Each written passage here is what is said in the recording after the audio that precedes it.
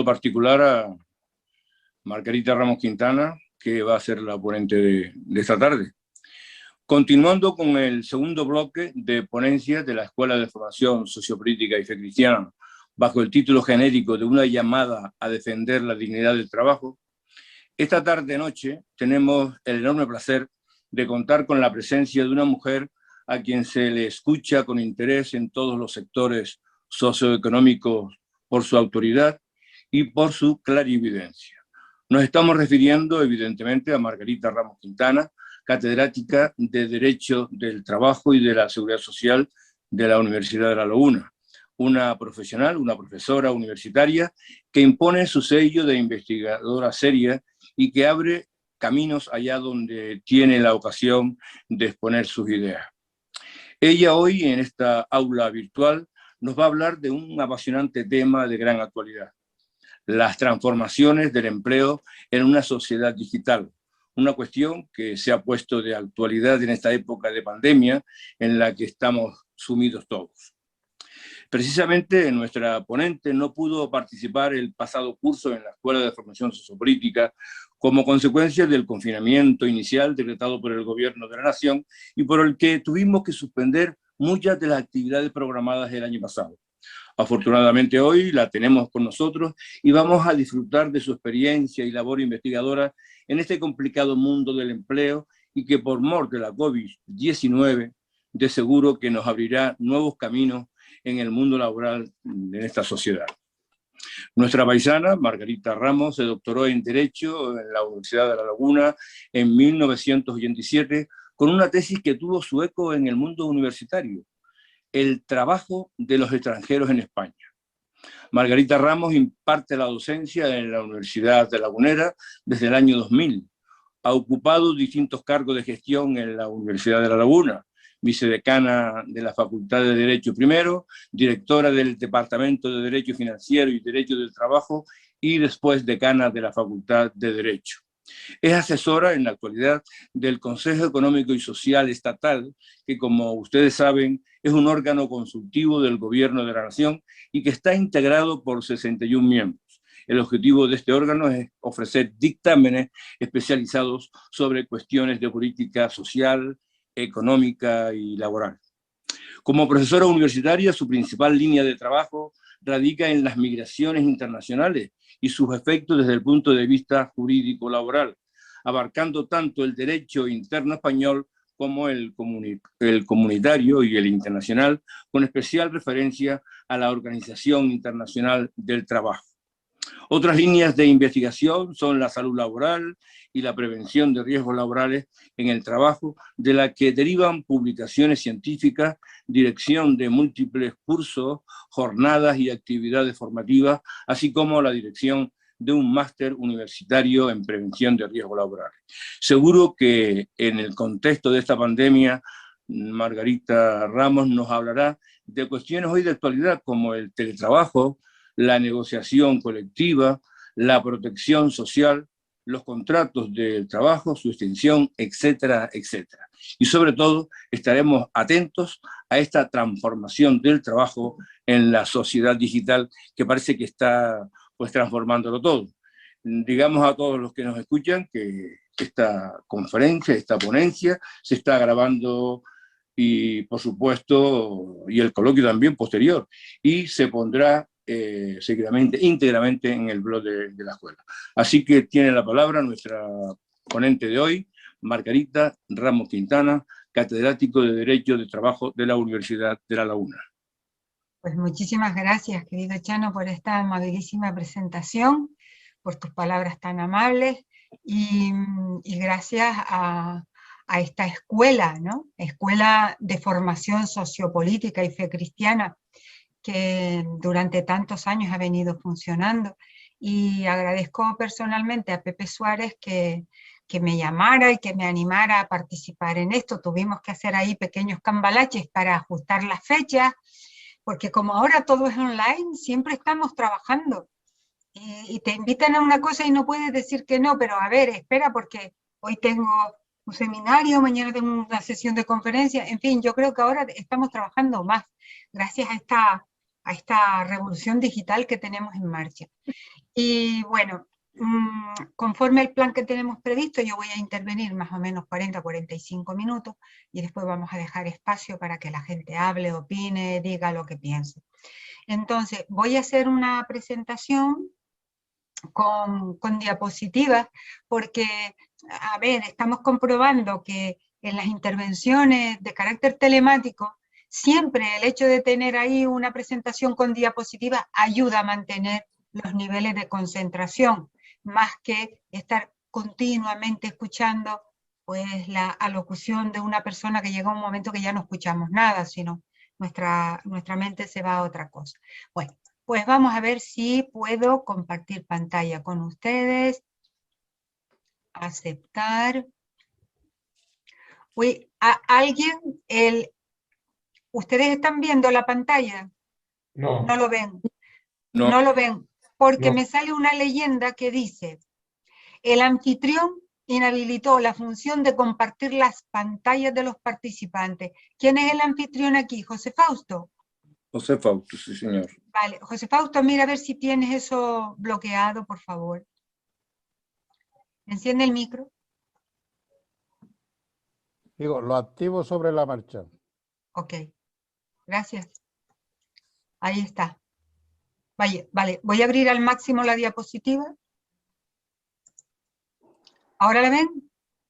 Sí. Perfecto. Sí. Bueno, pues vamos allá, las transformaciones del empleo en una sociedad digital. Vamos a comenzar situando este tema en su origen, ¿no? Y el origen es la globalización económica. El punto donde estamos hoy, en cuanto a digitalización, procesos de digitalización, cambios tecnológicos y cambios en el empleo, arranca del proceso de globalización económica, que se inicia, pues, vamos a ver si puedo cerrar aquí para no verles a ustedes. Vale, perfecto.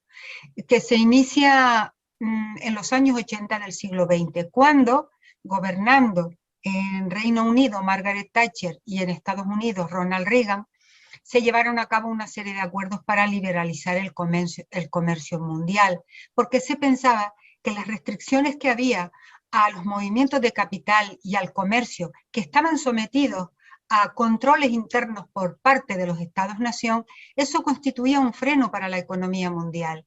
Y entonces comienza un proceso de desregulación del mercado de producción de bienes y servicios. Quiero decir con ello que todas las normas estatales que ponían controles, que hacían un seguimiento y que exigían determinadas medidas a las empresas, ¿no?, que venían a su territorio a instalarse, o al capital que venía a su territorio para hacer inversiones, todas esas reglas poco a poco empiezan a ir cayendo, ¿no? Se va desregulando el mercado donde se producen los bienes y servicios. Y se desregula también el mercado de trabajo. Comienzan a aparecer voces neoliberales que postulan que todas las normas laborales, todas las condicionantes laborales, las condiciones de trabajo, la jornada, el salario, los convenios colectivos, los sindicatos, todo eso constituían verdaderos límites y restricciones que hacían poco competitivas a las empresas en un mercado global, y que todo eso debía ir progresivamente suavizándose, de tal manera que las empresas tuvieran mayor libertad a la hora de organizar sus procesos productivos y sus plantillas de trabajadores y trabajadoras. Las economías nacionales van a tener que abrirse a mercados internacionales. Hay una apertura de las economías nacionales a los mercados internacionales. Eso significa que comienza un proceso donde hay una movilidad de mercancías, de servicios, de capitales y de personas más allá de las fronteras de los Estados-nación. En Europa esto se consolida mediante el afianzamiento del proyecto supranacional de la Unión Europea, pero también vemos cómo a lo largo de todo el planeta, en todo el mundo, comienzan a producirse especulaciones financieras, movimientos de capitales, desarrollos en determinadas zonas geográficas donde el capital invierte porque considera que allí es más rentable, donde las empresas desplazan, externalizan sus procesos de producción porque en determinadas zonas del planeta contratar mano de obra resulta mucho más barato y la empresa considera que eso es una ventaja competitiva, reducir sus costes laborales. Al mismo tiempo, la globalización económica va a traer consigo algo que todos conocemos, y es que los procesos de producción empiezan a desarrollarse a una escala supranacional. Las empresas ya no tienen una dimensión nacional, ¿vale? No es JSP, no es ese tipo de empresa que es una empresa local, diversificada. No, no, no. Las empresas se organizan ya a escala supranacional, por encima de los estados-nación, y pretenden estar domiciliadas en un determinado estado, pero tener filiales radicadas en otros estados. Y así aparecen, pues primero las empresas multinacionales, que eran lo más moderno que había en los años 80 y 90, y hemos llegado ahora al momento actual, donde lo que predomina, lo puntero, son las cadenas mundiales de suministro. O sea, las empresas que logran crear cadenas mundiales de producción, de tal manera que tienen establecimientos en varios continentes, ¿no? Como es el caso de la potente cadena mundial de suministros española, Inditex. Las innovaciones tecnológicas van a constituir uno de los soportes más fundamentales que va a permitir el desarrollo de la globalización económica. Digamos que primero aparece el proceso de liberalización de movimientos de capitales, de servicios, de personas, de inversiones, etc. Pero no cabe la menor duda de que las innovaciones tecnológicas han contribuido enormemente a que la globalización económica haya podido realizarse, al menos del modo en que lo viene haciendo, y continuará haciéndolo, porque eso no ha terminado. En primer lugar, en el momento actual se habla mucho de la revolución 4.0, denominada también la revolución de la industria inteligente. ¿Por qué? Porque han aparecido nuevas tecnologías, un conjunto de nuevas tecnologías que permiten la automatización del proceso productivo.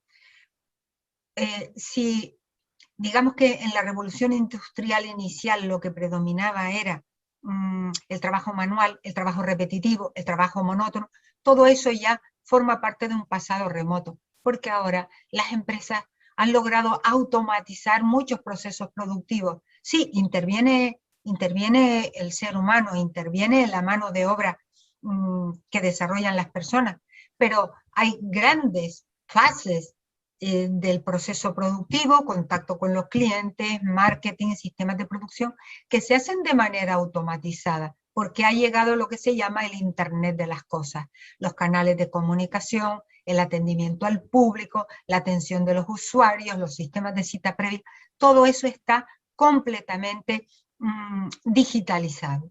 Las comunicaciones también han cambiado, digamos, el sistema de las comunicaciones, de tal manera que ahora las comunicaciones se realizan a escala global, en el mundo global. Algo que está ocurriendo en Tokio ahora mismo se puede conocer perfectamente de manera inmediata aquí en las Islas Canarias.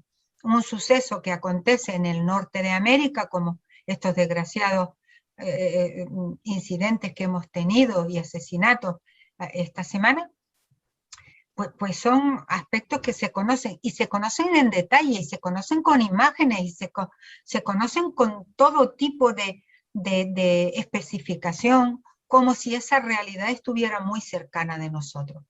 El gran volumen de datos que se están utilizando de forma combinada con tecnología de inteligencia operativa permite que las comunicaciones se efectúen al instante, pero que también se puedan tomar decisiones al instante. Ahora mismo una empresa que tiene una cadena mundial de producción y sabe que está teniendo pérdidas en una tienda en Singapur, puede tomar decisiones inmediatas, descapitalizar esa empresa, cerrarla, fusionarla, absorberla con otra, etc. Luego es importante referirnos a la digitalización de la economía y del trabajo. Ahora se está hablando de una economía que viene y que es la economía digital.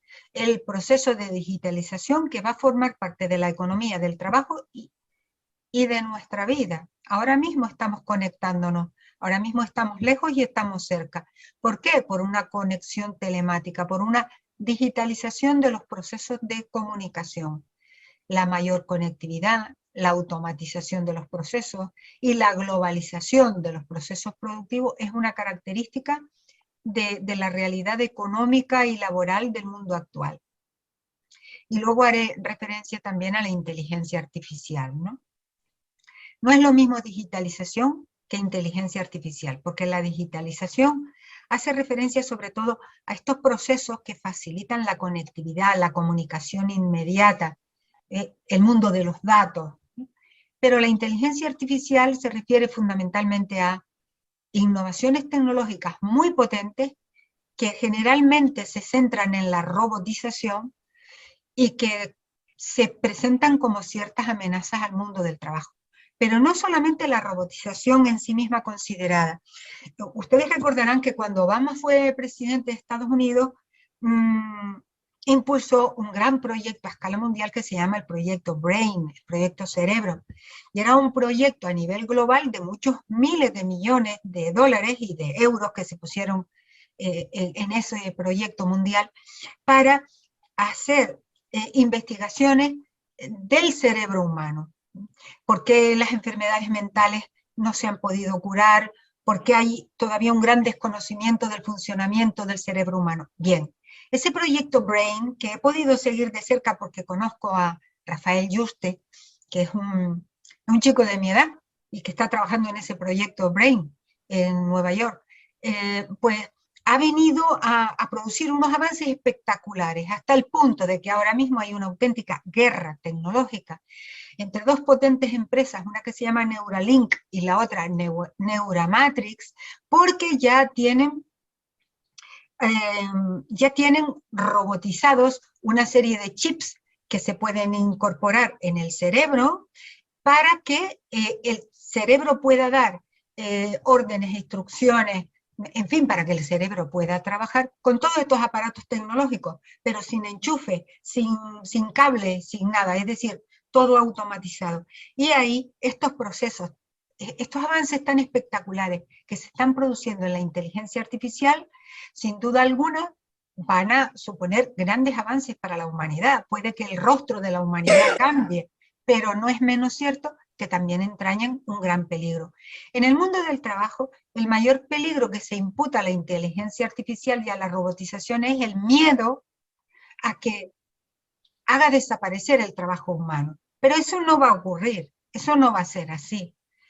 La inteligencia artificial se va a utilizar, se va sobre todo a emplear en tareas que son muy difíciles y para trabajos muy complejos, pero el ser humano tendrá que dar un salto cualitativo en su formación y en el desarrollo de su inteligencia para poder relacionarse con estos nuevos diseños tecnológicos que están preparados para suplantar al ser humano en determinados ámbitos y en determinados procesos complejos. Pero no cabe duda que esto también es un reto para nosotros. Los recursos humanos que se necesitarán en las fábricas tendrán otro perfil y tendrán necesidad de acompañarse de procesos de formación permanente a lo largo de la vida para adaptarse a las innovaciones tecnológicas. Bueno, ¿cuáles son las transformaciones que se están produciendo en el empleo? La primera idea central es que trabajar ya no permite salir de la pobreza. Cuando nosotros éramos jovencitos, nuestros padres siempre nos decían: tú estudia, mi niña, que si tienes una carrera, tendrás un buen futuro, tendrás un buen trabajo, vivirás mejor que yo. Y se pensaba que sí, que formándose adecuadamente y buscándose un trabajo digno, se podía salir de la pobreza y tener un mayor nivel de vida y de bienestar. Eso ahora mismo está completamente en cuestión. Trabajar no permite salir de la pobreza a millones de personas en el mundo. Teníamos un trabajo que habitualmente se llamaba típico. ¿Cómo era el trabajo típico? El trabajo típico era fundamentalmente desempeñado por un hombre varón que trabajaba a tiempo completo y con un contrato por tiempo indefinido. Podía pasarse toda la vida trabajando en la misma empresa, empezar con un puesto de trabajo elemental, básico, y terminar su carrera profesional accediendo a los puestos de mando, a los puestos directivos en la empresa.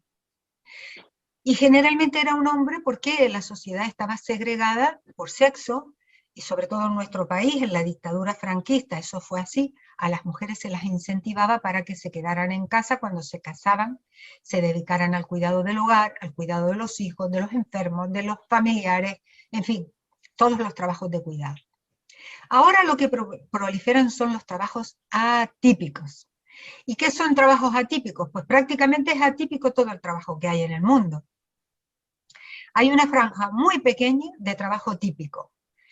Dice la OIT que menos del 20% de la población mundial tiene contratos de trabajo de carácter indefinido. Todo lo demás es rotación continua en el mercado de trabajo con trabajos temporales. No solamente tenemos una proliferación de trabajo temporal, de contratos temporales, que en España además hay un montón de modalidades de contrato temporal, sino que han comenzado a extenderse contratos temporales de muy corta duración, ¿vale?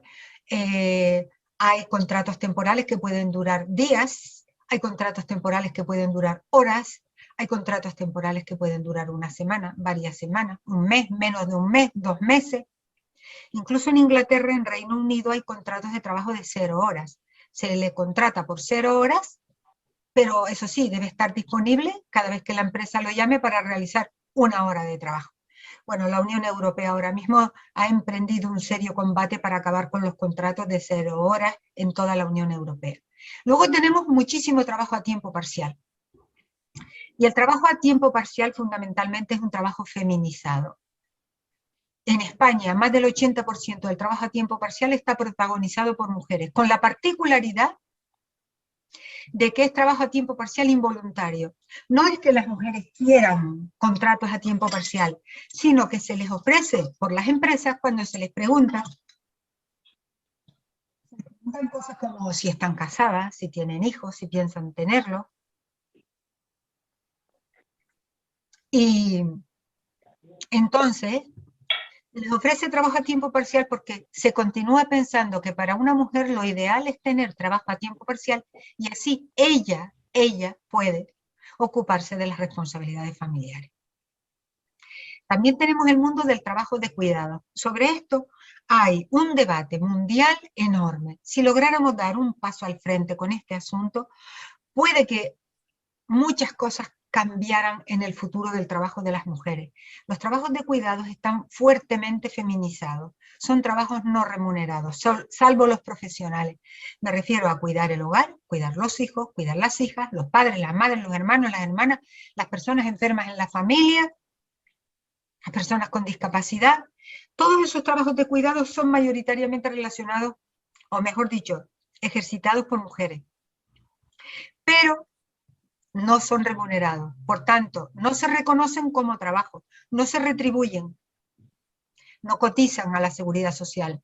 Es trabajo que no forma parte del PIB, del Producto Interior Bruto de un país. La OIT ahora mismo está emprendiendo una cruzada enorme para ver cómo es posible que los trabajos de cuidado pasen a convertirse en trabajo productivo, susceptible de ser remunerado, con cotización a la seguridad social y reconociendo el valor económico y social que tienen estos trabajos, donde trabaja un elevadísimo porcentaje de mujeres en el mundo, en nuestro país también. Tenemos trabajo informal, trabajo en la economía sumergida, es trabajo no declarado, por tanto es un trabajo extremadamente precario, que abundan muchísimos sectores, desde el sector de la agricultura, el sector servicios, ¿vale? Todo ese trabajo informal no declarado está en un ámbito de descontrol total, de condiciones de trabajo, jornadas, salarios, condiciones de salud laboral, etc. Luego tenemos el trabajo en plataformas digitales. Bueno, el trabajo en plataformas digitales, me refiero a Uber, Cabify, Globo, Deliveroo, todas estas empresas que se dicen no empresas, no reconocen su condición de empresas ni de empresarios, simplemente dice que ellos lo único que han hecho es abrir una aplicación informática y que en esa aplicación informática se conectan personas que demandan servicios, por ejemplo, servicio de comida a domicilio, y una serie de prestadores de servicios que surten de esa comida, hacen un trayecto, hacen un reparto, etcétera, etcétera. pero no los reconocen como trabajadores propios. Bueno, aquí hay una lucha endemoniada con las plataformas digitales, primero, para que se reconozca que son auténticas empresas y realizan actividad económico-productiva, y segundo, que las personas que trabajan para ellas, por las condiciones en que están contratadas, no son autónomos como pretenden, son falsos autónomos y en realidad son trabajadores por cuenta ajena. Luego, si quieren, hablamos más de este asunto. Un tema importante que está planteando el trabajo en plataformas digitales y en general en el trabajo digital es la discriminación que viene en los algoritmos. Los algoritmos son los sistemas de datos que utilizan para captar personas que trabajen para ellos, ya sea con trabajo a distancia, ya sea con trabajos de reparto, etcétera, etcétera. Y lo que se ha descubierto es que estos algoritmos están hechos a base de una conexión de datos que les permite a estas plataformas y empresas digitales seleccionar al máximo el perfil de trabajadora o trabajador que quiere. Por ejemplo, cómo excluir mujeres embarazadas, cómo excluir mujeres que tienen responsabilidades familiares, cómo excluir varones con cierta edad, cómo excluir personas de determinado tipo de etnia o raza. Vale, este es otro de los grandes desafíos del trabajo digital. Y luego tenemos el trabajo a distancia y teletrabajo, que entraña toda una serie de peligros. Tiene ventajas, pero también el gran peligro de que suponga una vuelta a casa para las mujeres, que el teletrabajo se convierta en el trabajo que generalmente se le ofrezca a las mujeres, mientras que a los hombres se les ofrezca fundamentalmente, particularmente, trabajo presencial. Bien, ahora me voy a ir acercando a la realidad más inmediata, ¿no? Para ver qué está pasando, qué nos está pasando.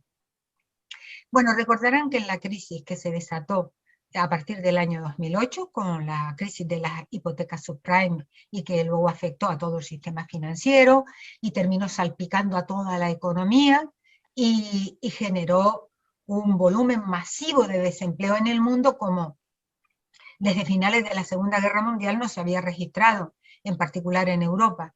Bueno, la respuesta que hubo por la Unión Europea y también por España a aquella crisis, como todos recordaremos, fue una respuesta basada en políticas económicas y de empleo que apostaban por la austeridad, es decir, no inversión pública, no gasto público, contracción del gasto público, supresión de servicios esenciales, supresión de servicios públicos, recortes en educación, en sanidad, en servicios sociales, etcétera, etcétera.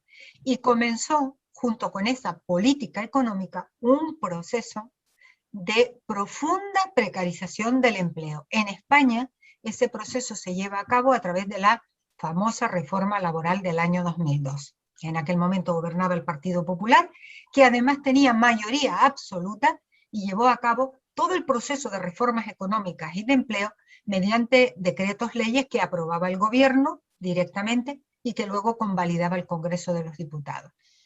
¿Qué trajo consigo aquella reforma laboral del año 2012? Pues en primer lugar, una infravaloración del trabajo.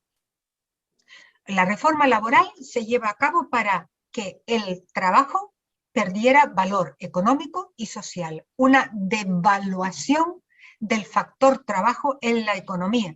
Es decir, la recuperación del capital se iba a hacer a base de medidas que infravaloraran, que deterioraran el valor del trabajo.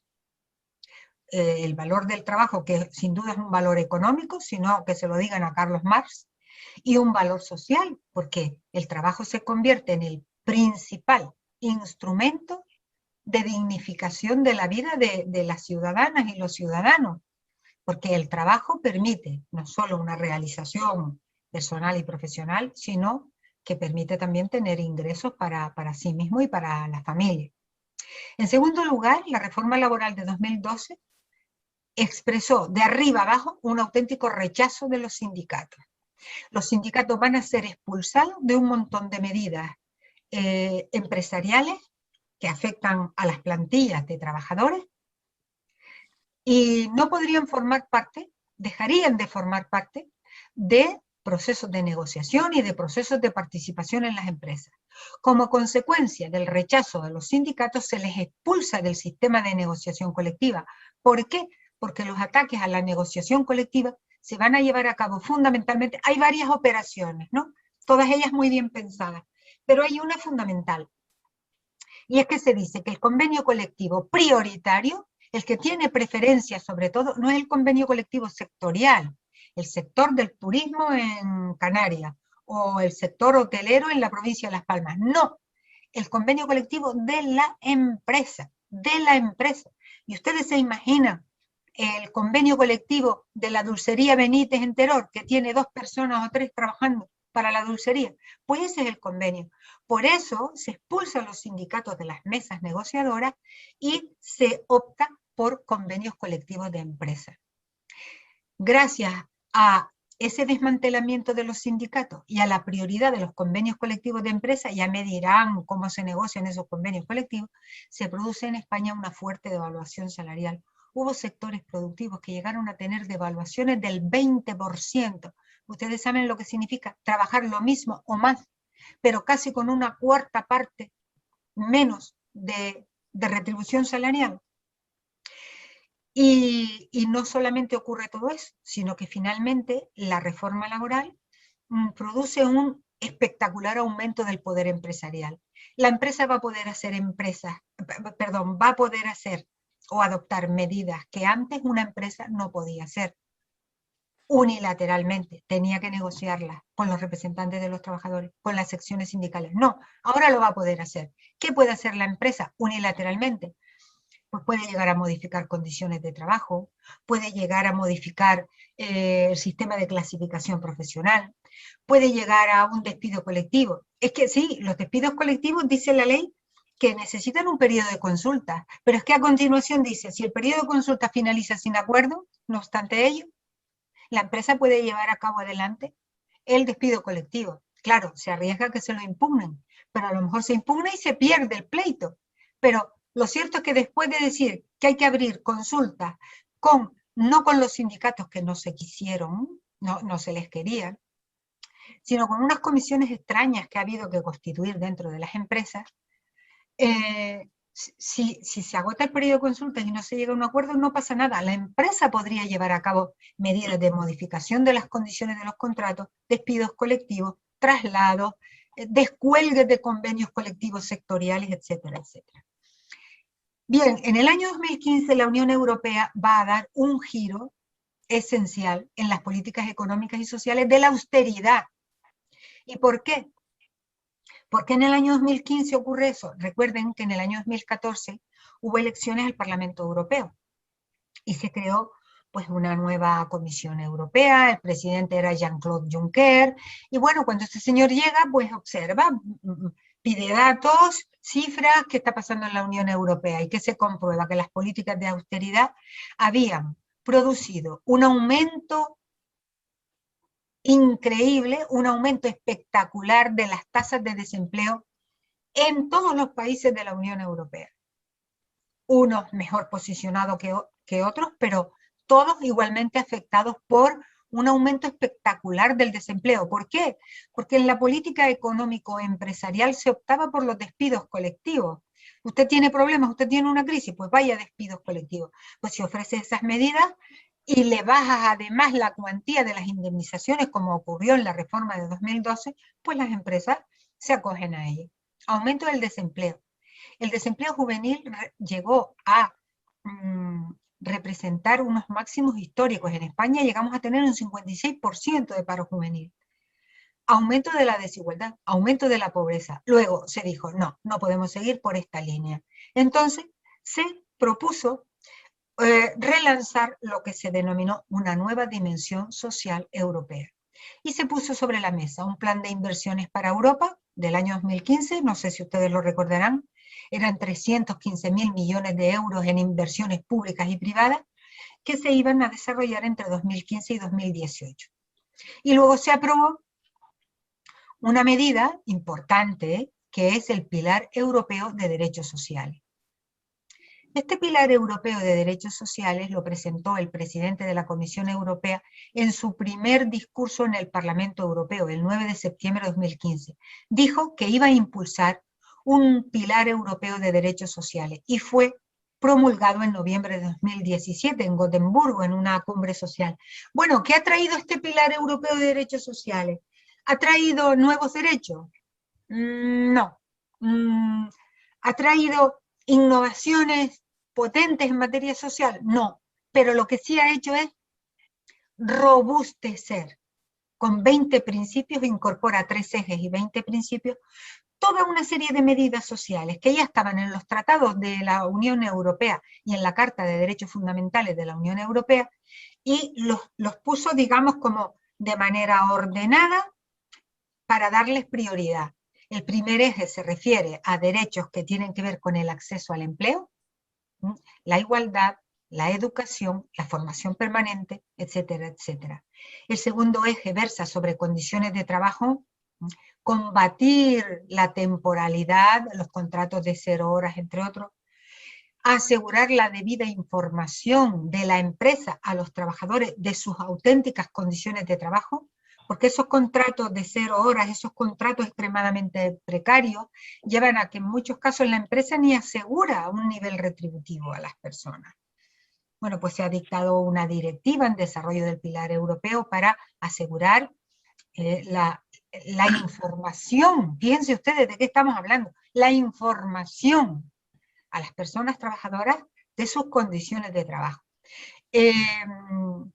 También el tercer eje del pilar europeo de derechos sociales es muy importante porque se refiere a la seguridad social, a los sistemas de protección social. Y ahí hay cosas súper interesantes que ahora mismo la nueva presidenta de la Comisión Europea está impulsando. Por ejemplo, un sistema de renta mínima para los países de la Unión Europea. Han visto que España ya se ha adelantado y ha puesto ahí su ingreso mínimo. También unos salarios mínimos en toda Europa. Bueno, tenemos la oposición de países como Hungría y Polonia que no quieren salarios mínimos, sino que los salarios sean establecidos por las empresas o por los convenios colectivos, pero la presidenta de la Comisión Europea ya ha sacado un avance, una propuesta de directiva para asegurar. No se van a asegurar cantidades, pero sí sistemas de salarios mínimos. Y también se está avanzando mucho en materia de igualdad por razón de género. Se está preparando una nueva directiva sobre transparencia retributiva y discriminación de las mujeres en el salario.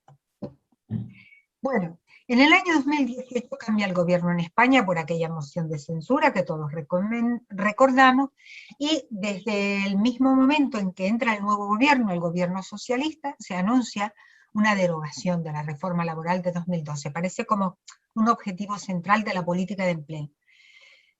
Pero esa derogación de la reforma laboral no se llevó a cabo con aquel gobierno. El resultado más visible que tuvo ese gobierno de 2018 fue el Real Decreto Ley 6/2019, que viene a impulsar, robustecer y consolidar un mayor avance en la igualdad por razón de género en las relaciones de trabajo. Luego, si quieren, podemos hablar de eso. En abril de 2019 se convocan elecciones generales. Recordaremos que el gobierno tuvo que seguir en funciones porque no llegó a formarse gobierno. De nuevo, convocatoria de elecciones en noviembre. Bueno, en enero de 2020 tenemos el primer gobierno de coalición en el periodo democrático. ¿Qué se ha hecho? ¿Qué se está haciendo? En el ámbito de la acción política de este gobierno. Pues desde luego ha habido una reafirmación, un nuevo compromiso, digamos renovado, de la necesidad de acometer la derogación de la reforma laboral de 2012 de forma integral. Hay momentos en que se dice que toda la reforma laboral no puede ser derogada, toda la de 2012, y hay momentos en que se dice que todo debe desaparecer y debe ser renovado. Bueno, con una fórmula o con la otra, lo cierto es que el gobierno está trabajando ya en lo que se llama un estatuto de los trabajadores para el siglo XXI. Y se están formando grupos de expertos y expertas que estamos colaborando en esos distintos grupos con propuestas para un nuevo estatuto de los trabajadores. Las propuestas fundamentales de reforma del estatuto, yo las resumiría con esos temas que les he expuesto ahí. atacar la temporalidad, combatir la temporalidad en el mercado de trabajo español, de tal manera que los contratos temporales tengan causa de temporalidad.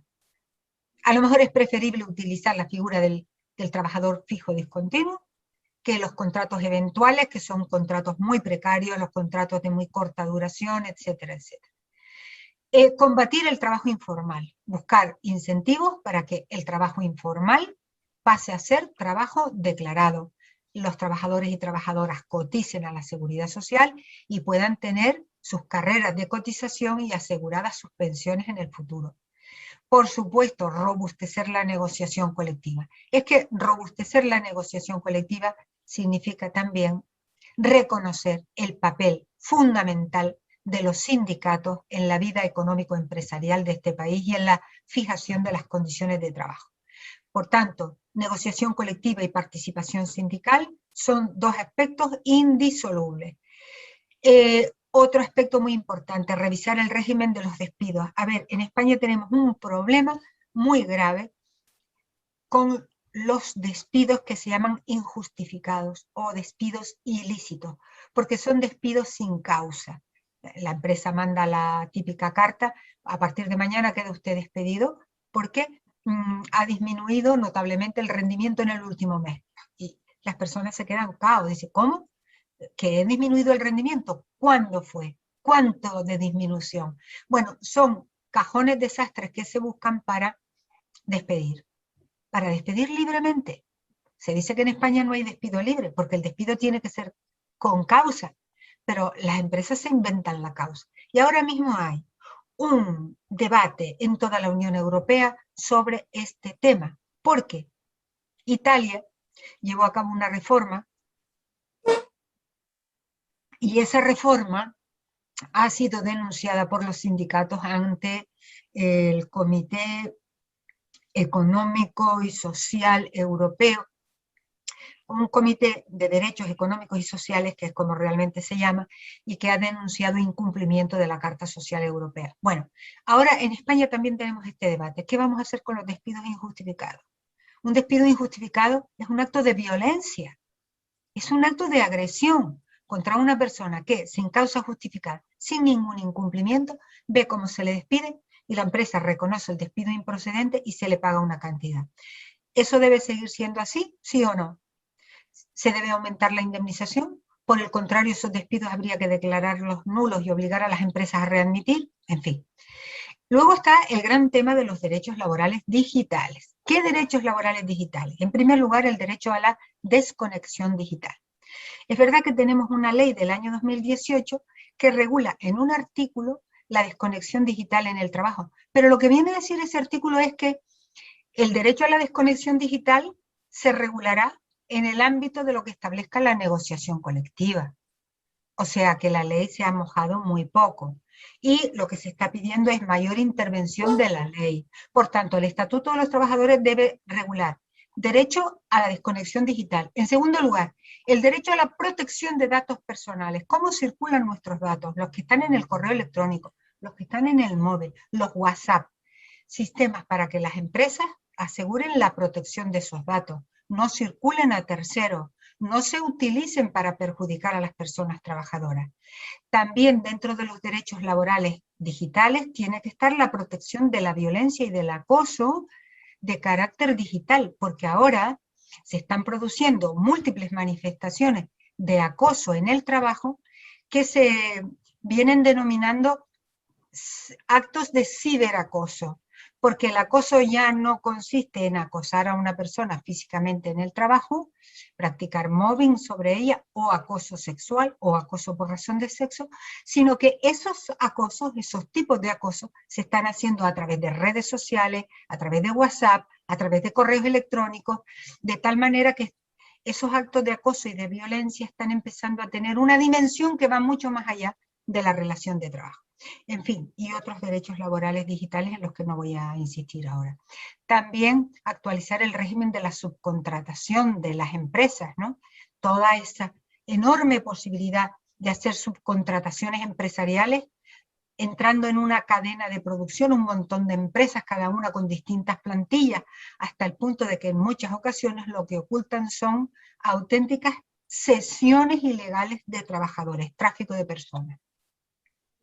Bien, en el Parlamento Europeo se han producido cambios con motivo de las elecciones generales de mayo de 2019 y el propio Parlamento Europeo ha votado la composición de una nueva Comisión Europea con una nueva presidenta.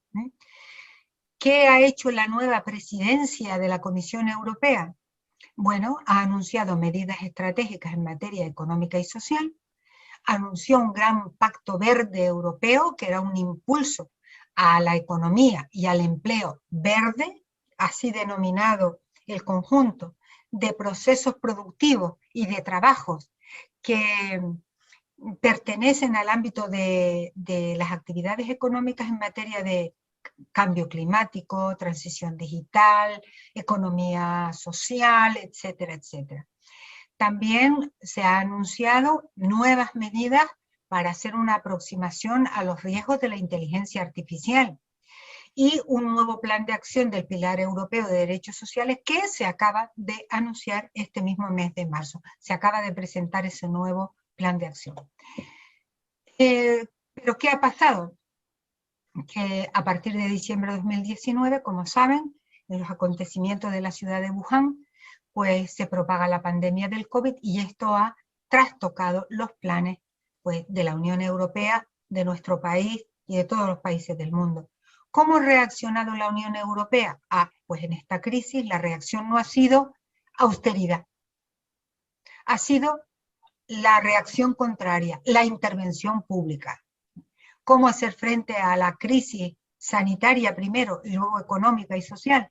Con medidas de intervención. Ahí tenemos el Fondo de Recuperación Europea, 750.000 millones de euros, de los cuales para España vendrán 140.000 millones de euros, vendrán en años sucesivos, y Canarias en particular va a recibir 630 millones en los años 2021 y 2022. Por tanto, la reacción ha sido apoyar la economía y sostener el empleo. ¿En España qué ha ocurrido? Pues yo diría, como resumen de todo lo que nos ha pasado, que la seguridad social se ha convertido en el amortiguador de la crisis económica y social. Porque por una parte a las empresas les ha apoyado con exenciones, con bonificaciones, es decir, rebajando la cuantía de las cuotas o cotizaciones a la seguridad social, permitiéndoles la moratoria en el pago de cotizaciones a la seguridad social y permitiéndoles aplazar deudas que tuvieran contraídas por impago a la seguridad social. Pero el sistema de seguridad social también ha apoyado a las personas trabajadoras. ¿Cómo? Directamente con los ERTE. Los ERTE, a diferencia de los despidos colectivos, permiten mantener los contratos de trabajo suspendidos mientras la crisis continúa, la empresa no puede abrir, no puede funcionar o tiene una actividad reducida, y mientras tanto los trabajadores y trabajadoras están cobrando prestaciones por desempleo. Ahí se ha hecho un trabajo muy intenso, porque se han dado prestaciones por desempleo a personas que no reunían cotizaciones previas suficientes para cobrarlas. Se dijo, no se va a exigir periodo de carencia. Segundo, se están abonando las prestaciones por desempleo al 70% de la base reguladora, cuando eso no podía ocurrir en la legislación ordinaria sino en los 6 primeros meses, después bajaba la cuantía, se ha mantenido. Y otra cosa importante, estas prestaciones por desempleo que se están cobrando en los ERTE por COVID no se van a tener en cuenta si en el futuro vienen despidos y esas personas entonces entrarían en desempleo. Se aprobó el ingreso mínimo vital, que ha tenido problemas de gestión, pero es una nueva pensión no contributiva dentro de la seguridad social, para personas que tienen bajos ingresos del trabajo o escasos ingresos en general, o ninguno. Luego se estableció la preferencia por el teletrabajo y el trabajo a distancia y teletrabajo, que ha venido para quedarse entre nosotros, esto no se acaba. Y por último, pues he de decir que las últimas medidas del gobierno han ido en el sentido de crear un nuevo régimen jurídico del teletrabajo y trabajo a distancia, que tiene cosas interesantes, si quieren luego en el debate hablamos de ello. Se han dictado 2 decretos muy importantes para obligar a las empresas a adoptar fuertes medidas en materia de igualdad por razón de género, y se ha adoptado un decreto que trata de combatir la discriminación retributiva de las mujeres en el trabajo, con importantes medidas obligatorias para las empresas. Y, cómo no, un nuevo complemento para combatir la brecha de género en las pensiones de seguridad social, que acaba de ser aprobado en el mes de, pues creo que fue en los últimos días de febrero o a comienzos de marzo, el Real Decreto Ley 3/2021. De manera que, en conclusión, se han abandonado parcialmente las políticas neoliberales. Se registran avances hacia una sociedad más justa y más inclusiva. También creo que últimamente se ha puesto el valor del trabajo en el centro de las políticas públicas. Y ahora el mayor desafío que tienen los gobiernos y la Unión Europea es acertar en la gestión de fondos de recuperación. ¿Cómo? Yo creo que es el momento adecuado para ir a un modelo productivo más diversificado. No solamente economía de servicios, no solamente turismo, no solamente sector servicios. Hay que apostar por otros sectores productivos innovadores, economía digital, empresas digitales, empresas de la comunicación, potenciar el sector industrial y, en definitiva, junto con esa perspectiva económica, fomentar trabajo digno, fomentar trabajo decente, trabajo de calidad. Trabajo decente es una expresión de la OIT, que es trabajo dignamente retribuido, sin discriminaciones, en condiciones de seguridad y salud y con derechos para las personas que trabajan. Bien, yo dejo aquí de presentar, termino aquí mi intervención. Espero no haberles sometido a una tortura demasiado severa, y ahora pues es el turno de que ustedes pues puedan intervenir. Les agradezco mucho su atención y quedo a la espera de sus consideraciones, preguntas, bueno, en fin, el diálogo. Muchas gracias. Muchas gracias a ti, Margarita Ramos Quintana. Yo creo que nos ha abierto tantos campos de debate que no sabemos ahora por cuál de ellos, pues para aprovechar el tiempo, porque ya casi faltan unos 15 o 10 minutitos, ¿no? Yo no sé si ya hay alguna pregunta entre los compañeros que están por ahí presentes en el debate virtual. ¿Hay alguna pregunta, Fausto? Todavía no se han animado. Pero seguro que Pepe sí. Porque lo veo Pepe levantando Suárez. la mano. El Pues micrófono, Pepe. adelante, Pepe Suárez. Bueno, en primer lugar, Margarita, nos has hecho una descripción del momento actual extraordinaria, ¿no? O sea que creo que nos ha abierto un montón de caminos con esta exposición, ¿no? Además, has demostrado lo bien estudiado y dominado que tienes el tema. Yo quería hacerte una pregunta, o varias preguntas. Una primera, ¿no? Esa sociedad, esa parte de la sociedad de que tú hablaste al principio, de que es una sociedad digital, una sociedad de inteligencia artificial, una sociedad que ha cambiado, está en innovaciones tecnológicas. ¿Esta sociedad va a ser para toda la sociedad o va a ser solamente para una parte de la sociedad? O sea, ¿vamos a tener solo unos privilegiados en la participación de esta sociedad? Bueno, se corre el riesgo de que, como ha ocurrido en los últimos años, la segregación económica de la sociedad vaya a más. Tras la crisis de 2008, cuando se temía el derrumbe del sistema económico y no se sabía muy bien cómo afrontar aquella situación, se adoptaron una serie de medidas económicas y también sociales que, como se ha visto, no colocaban precisamente a las personas en el centro de las decisiones que se tomaban, sino que las soluciones económicas probablemente venían impuestas por el gran capital, ¿no? Que era el que iba marcando la pauta de esas políticas públicas de austeridad, mientras que los grandes fondos de inversión como buitres iban a por la deuda soberana de los países, es decir, se estaba sojuzgando la democracia y la libre decisión de los estados a partir del negocio que se estaba haciendo, de la especulación inmensa que se estaba haciendo con la deuda soberana de los países, es decir, el endeudamiento que habían hecho los países para poder afrontar sus políticas públicas era objeto de un ataque frontal por parte de los fondos financieros, de estos brokers que se dedican a especular con una economía no real, sino puramente financiera, con operaciones financieras. Y eso determinó, lo dice muy bien en su libro Thomas Piketty, Capital e Ideología, que toda esa operación económica al final lo que produjo es mayores niveles de desigualdad, porque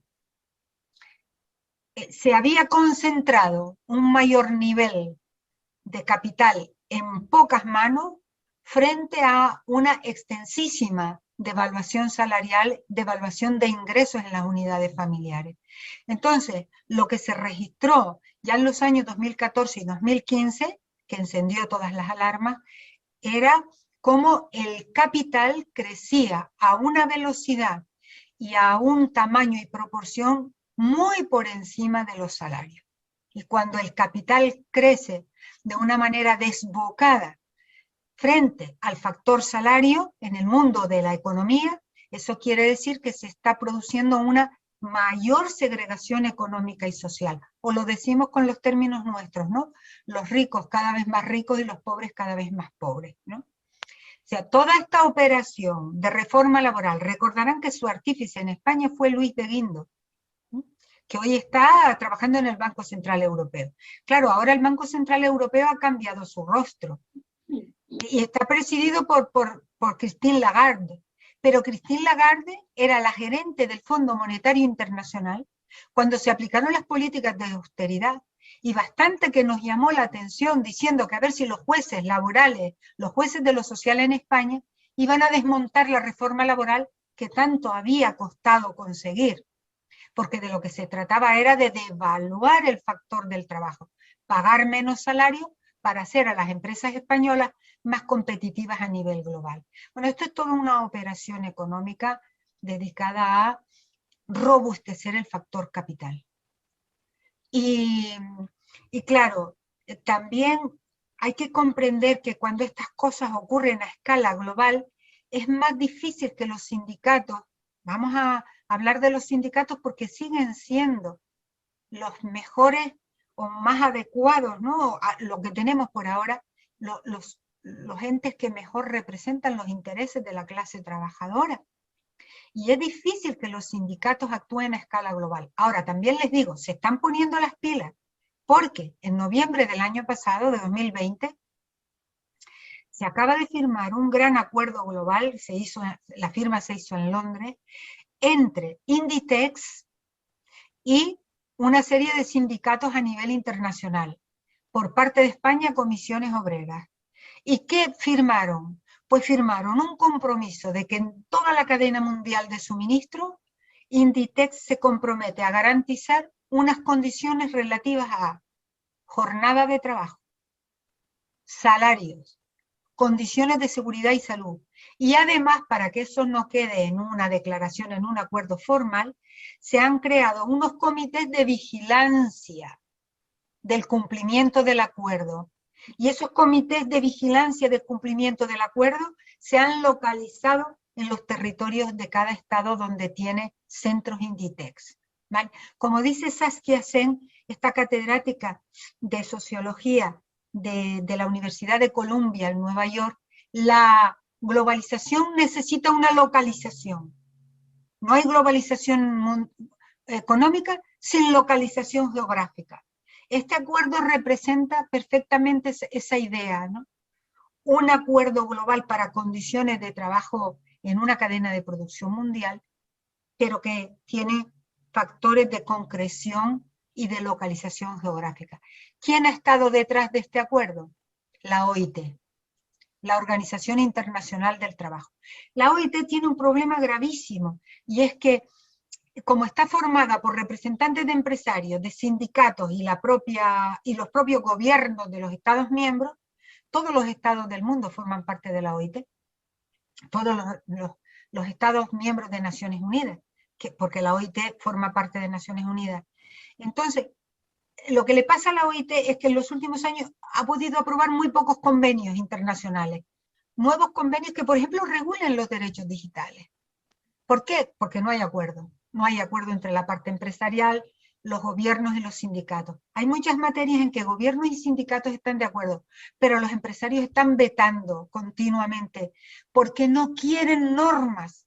Las empresas no quieren normas imperativas, quieren eso que ellos llaman responsabilidad social corporativa, que es, yo soy una empresa sostenible, amigable, friendly, todas estas tonterías que se dicen ahora, y entonces yo pongo en marcha en mi empresa unas condiciones de trabajo adecuadas, inclusivas, pero no quieren convenios colectivos que les obliguen a respetar una jornada de trabajo.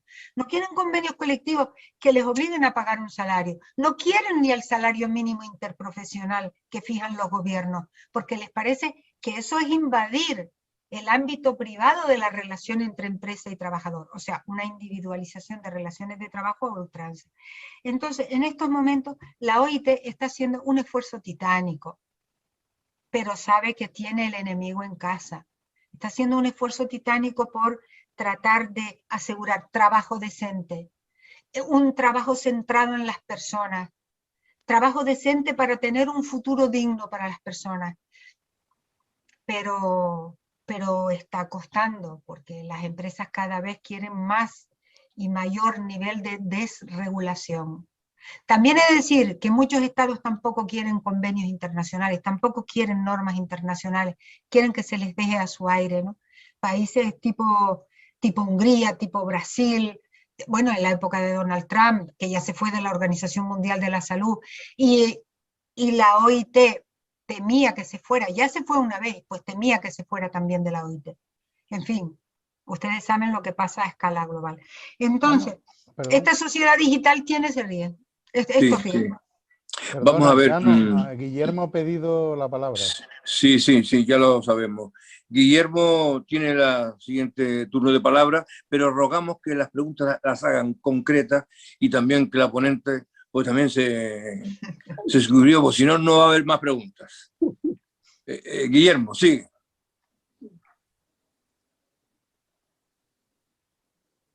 A ver, ¿hay algún problema? El micrófono, sí. ¿Ahora sí me escucha? Ahora sí, venga. Sí. Margarita, antes que nada, buenas tardes y gracias por la exposición. Voy a ser muy concreto. En la anterior crisis se rescató la banca con fondos de todo.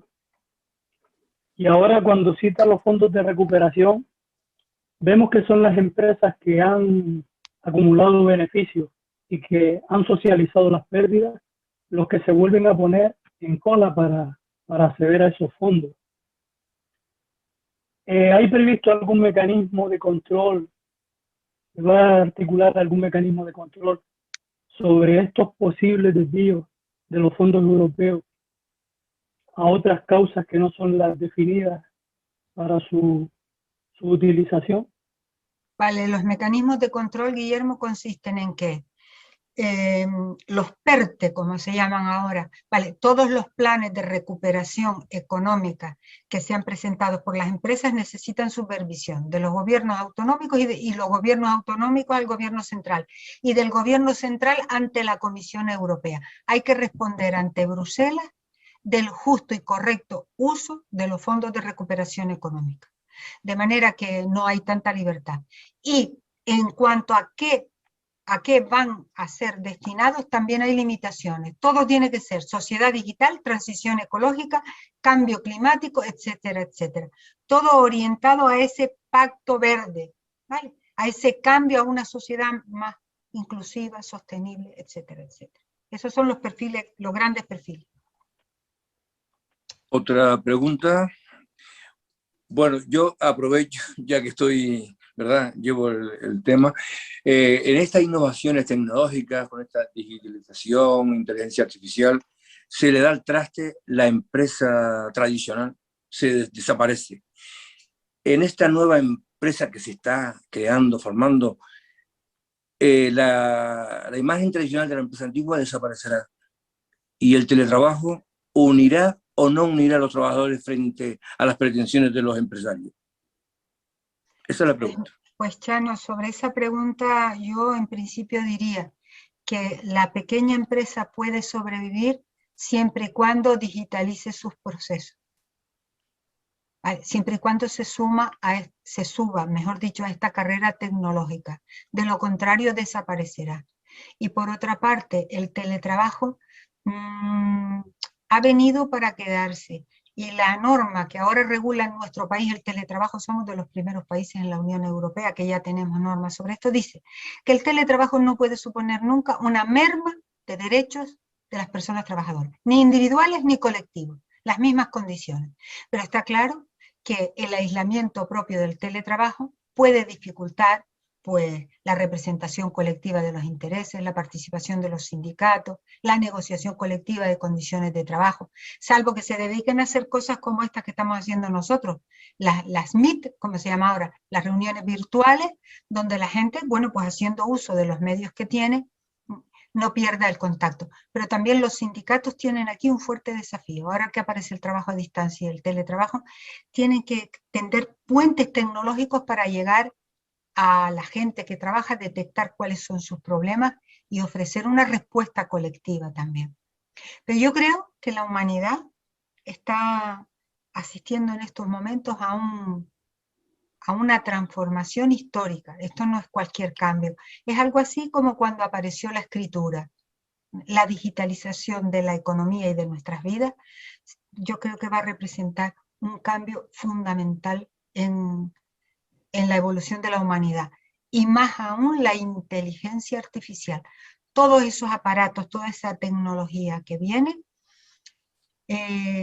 tiene unos niveles tan elevados de desarrollo tecnológico que obligará a los seres humanos a alcanzar niveles de conocimiento muchísimo más elevados de los que estamos acostumbrados a utilizar. Bueno, tengo que decir que me alegro mucho de ver en la pantalla a Juan Barreto, que hace un montón de tiempo que no lo veía, y otra persona que está debajo, que no sé si es Tere de Lanzarote. No, ahí estoy equivocada. Pero Juan Barreto sí que lo he identificado perfectamente. Me alegro mucho de verlo. Ha sido un reencuentro de viejos amigos. La alegría es compartida. Hombre, Juan Barreto. Y te agradezco mucho la exposición, que ha sido muy clara y muy clarificadora. Así que, gracias. Tenemos un cafelito pendiente, Juan. Pues sí. La verdad. Procuremos que sea antes si nos deja la COVID también. Sí, hay que ser optimista. Chano, sí. Teo pide la palabra. Pues Teo, vamos a ver qué la intervención de Teo, qué pregunta nos va a hacer a Margarita Ramos. Y también Javier. Sí, Teo, adelante. Bien, felicitar a Margarita, que es una estupenda docente. Yo voy a algo mucho más concreto y tal vez esté fuera de onda. Yo le iba a preguntar sobre el tema de las criptomonedas y si la tendencia para el futuro es a mayor desigualdad, teniendo en cuenta que el otro gigante es China y el modelo chino no augura precisamente la igualdad. Pues muchas gracias, Teo, por la pregunta. Me sumo a las felicitaciones que te dieron tus amigos al principio. Enhorabuena. Gracias. Y con respecto al tema de las criptomonedas, no lo sé. Yo sobre eso no sé. Ignoro ese mundo, cómo es y cómo funciona. Y la amenaza de una mayor desigualdad, bueno, esa amenaza creo que siempre está presente en todos los estadios de la humanidad. Lo que ocurre es que ha habido épocas, ¿no? Después de la Segunda Guerra Mundial hubo un movimiento mundial muy comprometido con los avances en materia de derechos humanos, y eso dio resultado, ¿no? Porque apareció la Declaración Universal de Derechos Humanos, más tarde aparecieron los pactos económicos y sociales, los pactos de derechos civiles y políticos, la Convención de Estambul. Bueno, o sea, fue un periodo de tiempo donde comienzan a reconocerse y a aplicarse un conjunto de medidas nuevas e innovadoras de protección de los derechos humanos, de protección de las personas. Y a medida que se protegen los derechos humanos, aumenta la igualdad. Por ejemplo, el derecho a la educación. A medida que se extiende, se fomenta y se construye el derecho a la educación, aumenta la igualdad, porque las niñas y los niños tendrán mayores y mejores oportunidades de desarrollo en el futuro, más posibilidades de inclusión en la sociedad, etcétera, etcétera. Pero a medida que se abandona la lucha por los derechos humanos, la conquista de los derechos humanos, ahora hay que conquistar los derechos digitales para que no se conviertan en un peligro para la humanidad, los avances digitales y los avances tecnológicos. Bueno, si no se lucha por eso, la igualdad retrocede. Si no luchamos por conservar los derechos que ya se consideraban implícitos en la dignidad del ser humano, y por los nuevos derechos que los nuevos desafíos de la sociedad demandan, corremos el riesgo de que gran parte de la población mundial se quede atrás y aumente la desigualdad. Javier Rocha, adelante. Javier. Ahora. ¿Qué tal? Buenas noches, gracias. Margarita, por el análisis tan exhaustivo, pero a la vez tan profundo y muy actualizado. La verdad que me ha encantado. Yo quería preguntarte dos cositas, pero que pueden estar muy unidas. Una cosa es el tema de la regularización, sobre el tema de la mujer, con todo el tema que conlleva el cuidado de las personas dependientes, y sobre todo el tema de que sabes que de cara, se estaba hablando del gran yacimiento de empleo, ¿no? Porque realmente la población cada vez va a envejecer más y se va a necesitar una mano de obra mucho más amplia, además formada, y que eso se tiene que regularizar, y que muchas veces pues, los estados hacen una dejación total de esa situación de precariedad y de injusticia que sabes tú que se queda en manos de lo particular y de empresas de trabajo temporal que muchas veces pues, se han delegado por parte de las entidades públicas para que realicen ese tipo de trabajo. A mí eso me preocupa muchísimo, ¿no? Y lo segundo es todo el tema también que he oído estos días sobre el tema de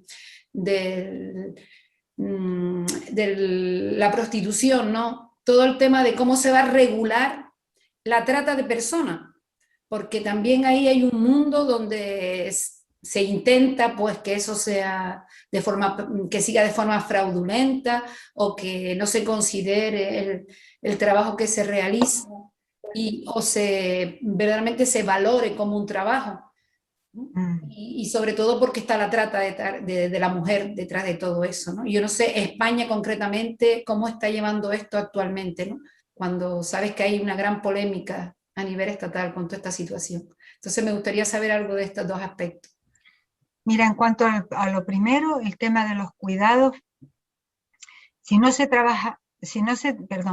transforma el trabajo de los cuidados en trabajo productivo, las mujeres no lograrán salir adelante, porque hemos averiguado en todas las investigaciones que hemos hecho en materia de cuáles son los factores por los cuales las mujeres tienen dificultades para acceder al mercado de trabajo, para tener buenas condiciones de trabajo, para promocionarse en el trabajo y para llegar a ocupar puestos de poder y de liderazgo.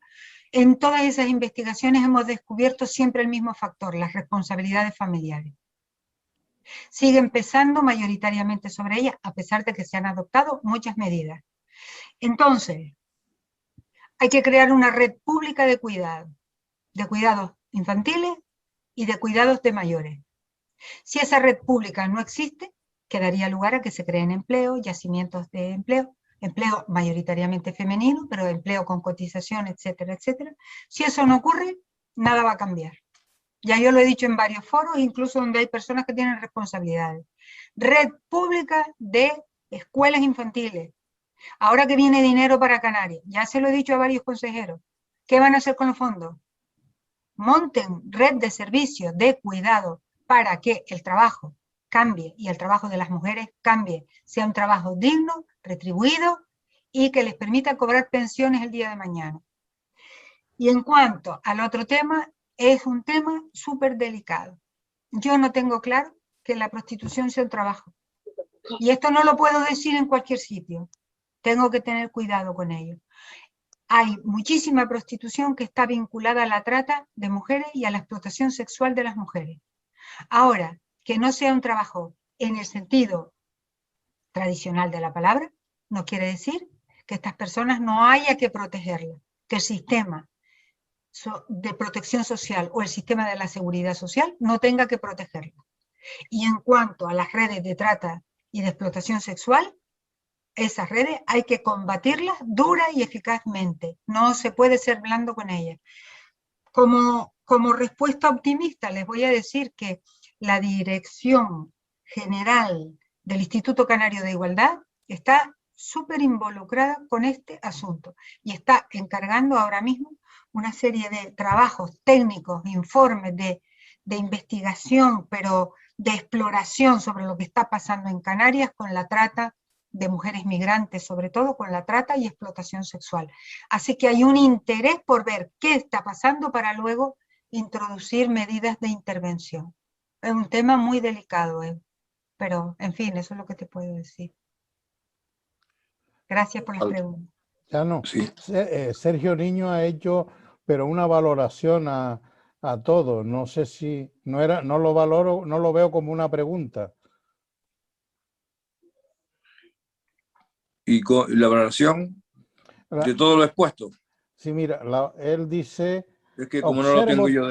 observo que toda la conversación pone de manifiesto que se produce un desequilibrio entre el poder de las empresas y el de los sindicatos que torpedea frontalmente la capacidad de negociación colectiva. Claro, no es una pregunta, es una valoración, me da la impresión, ¿no? Sí. Si la ponente quiere hacer algún comentario sobre esa observación. Sí, Margarita. bueno, sí, que está bien enfocada la observación que hace. Es decir, si el único contrapoder que el derecho reconoce en el mundo de las relaciones de trabajo es el contrapoder colectivo, porque la legislación laboral reconoce que el empresario tiene un poder de dirección y de organización, y al trabajador le adjudica un deber de obediencia. Se dice que la relación de trabajo es una relación de subordinación, porque se trabaja para otros, sí, por cuenta ajena, sí, pero se trabaja en régimen de subordinación, bajo las órdenes e instrucciones de la empresa. Luego, el derecho está legitimando una relación de poder que se establece entre la empresa y la persona que trabaja para ella. Y el único contrapoder que admite, porque también la empresa puede sancionar, la empresa también tiene un poder sancionador. El único contrapoder que admite es el contrapoder colectivo. Y hasta ahora quien único puede ejercer debidamente el contrapoder colectivo son los sindicatos en las mesas negociadoras, negociando mejoras de condiciones de trabajo.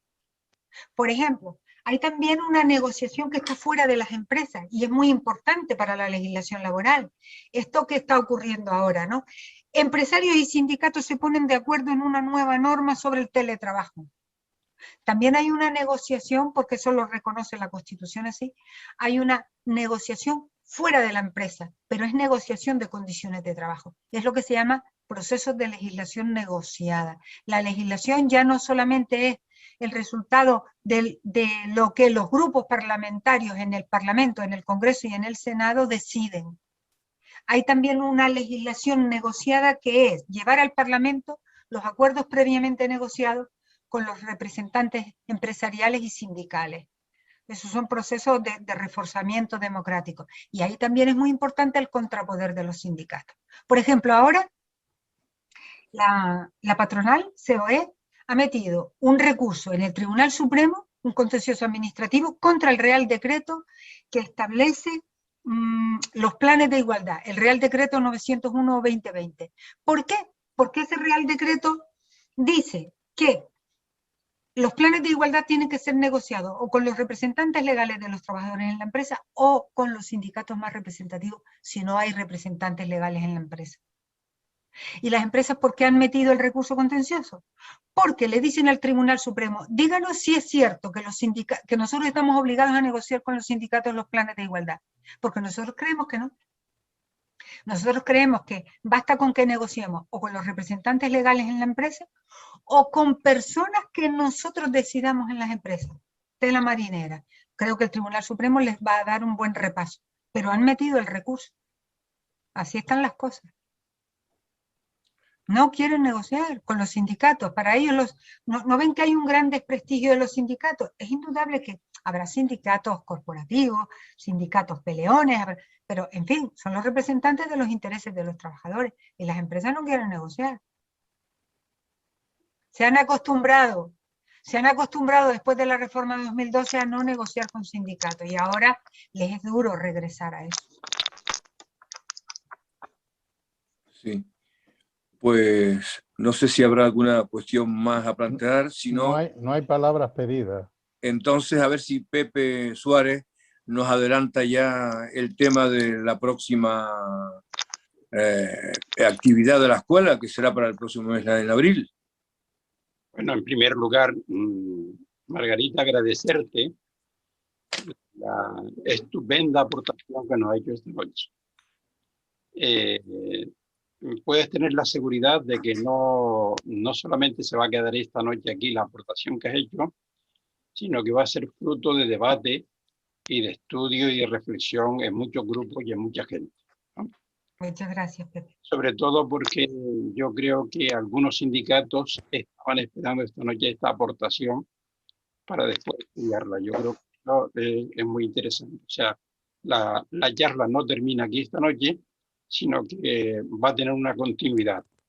Y en ese sentido, pues te agradecemos enormemente con la claridad con que has expuesto esta noche esto, ¿no? En segundo lugar, bueno, yo hace tiempo que vengo pensando, y lo he dicho en muchos sitios, que tenerte a ti en la sociedad canaria y tenerte a ti en el ámbito de la vida pública de opinar, del derecho, pues un orgullo, ¿no? Un orgullo que tú, que tienes tanta sabiduría, pues lo sepas aportar a esta sociedad canaria, ¿no? En tercer lugar, te quería decir también que en algún otro momento, no me mires con mal, en algún otro momento te vamos a pedir alguna otra cosa, entre otras cosas que yo creo que esta noche has tocado, pero que no hemos... Primero agradecerte, Margarita, la exposición de esta noche.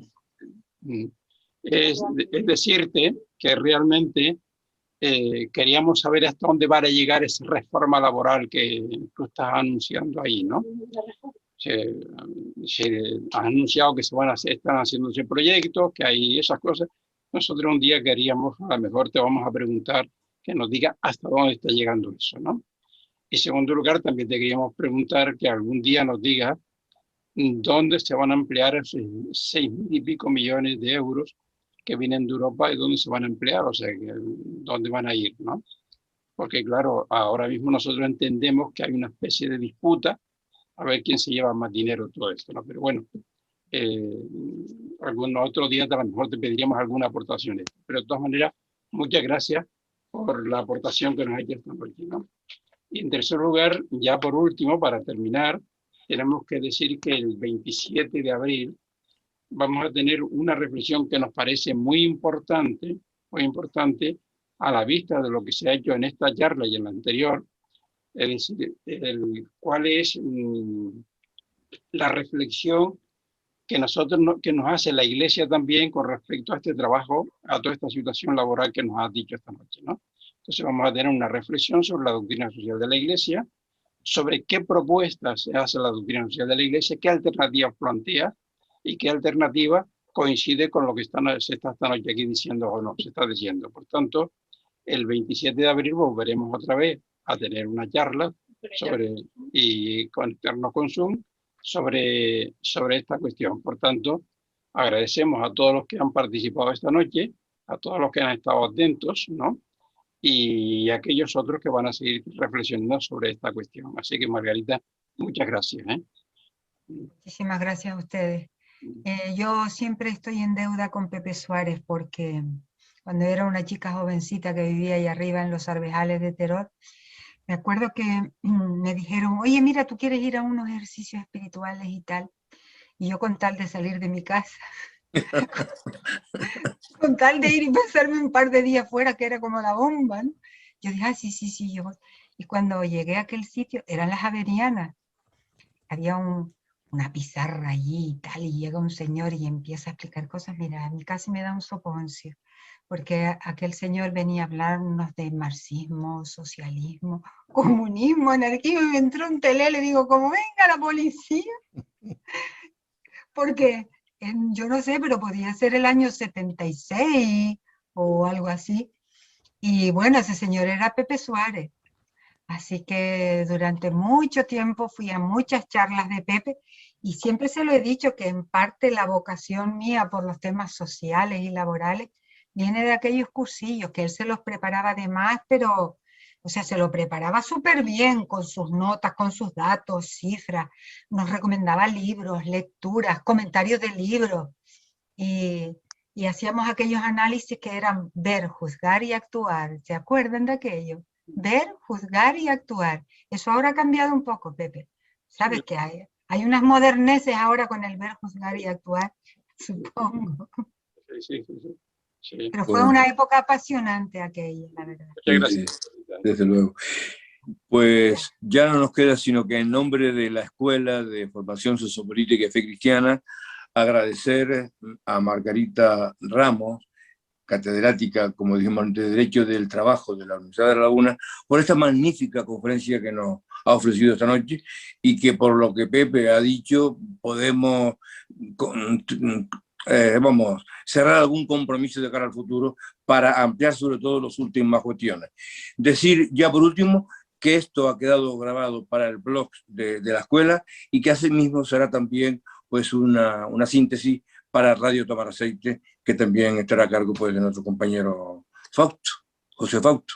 Así que gracias a todos por participar en esta conferencia, esta intervención virtual, y hasta la próxima actividad que será en abril, como ha dicho Pepe antes. Adiós.